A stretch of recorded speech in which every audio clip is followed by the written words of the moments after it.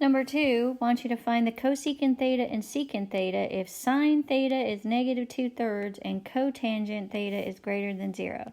Need a sine chart to figure out what quadrant we're working in. Sine is negative in quadrant 3 and quadrant 4, and cotangent is positive in quadrant 1 and quadrant 3. So I've got 2 dots in quadrant 3, so we're talking about quadrant 3, and that'll come to play in a minute.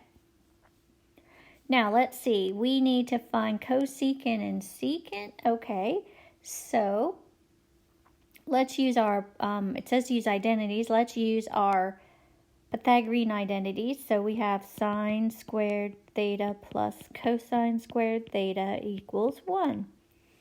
So putting sine theta in, I have negative 2/3 squared plus cosine squared theta is equal to 1. So cosine squared theta is 1 minus 4/9. So cosine squared theta would be equal to 5/9,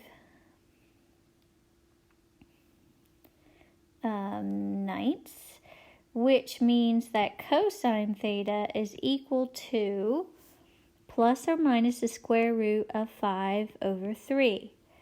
All right, now I'm in the third quadrant, and cosine is negative in the third quadrant, so we'll say that cosine is equal to negative square root of 5/3. Now it asks for cosecant, which is 1 over the sine, which would have been easy to do. So cosecant theta is 1 over negative 2/3, or negative 3/2. So we have cosecant theta is negative 3/2. And then it also wants secant theta, which is 1 over cosine. So 1 over negative square root of 5/3 is negative 3 over the square root of 5, or negative 3 square root of 5/5. So there you go. Secant theta is equal to negative 3 square root of 5/5. Number 4 wants you to solve this equation. And the first thing I do is I'm looking at everything. I see that I have a plus sign on either side. So I can just subtract sine theta and sine theta. And I get square root of 3 secant theta equals 2 secant theta sine theta.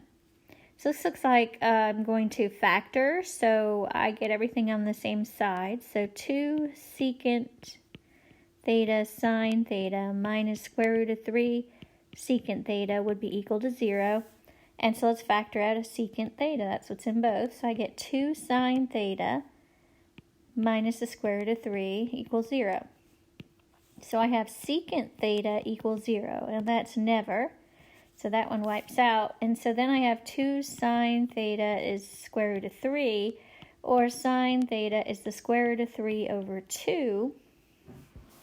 And what is theta if sine theta is the square root of 3/2 in quadrant, okay, do I have a quadrant here? No, it's for, okay, it's between 0 and 2 pi. And notice it's less than or equal to 0, theta is greater than or equal to 0, but less than 2 pi. So they want you to use the 0 instead of the 2 pi if that comes up. So 2 times sine theta will be positive square root of 3/2. That will be in quadrants 1 and 2. So square root of 3/2 in quadrant 1 is pi/3. And then in quadrant 2 it would be 2 pi/3. So that's the answer to number 4.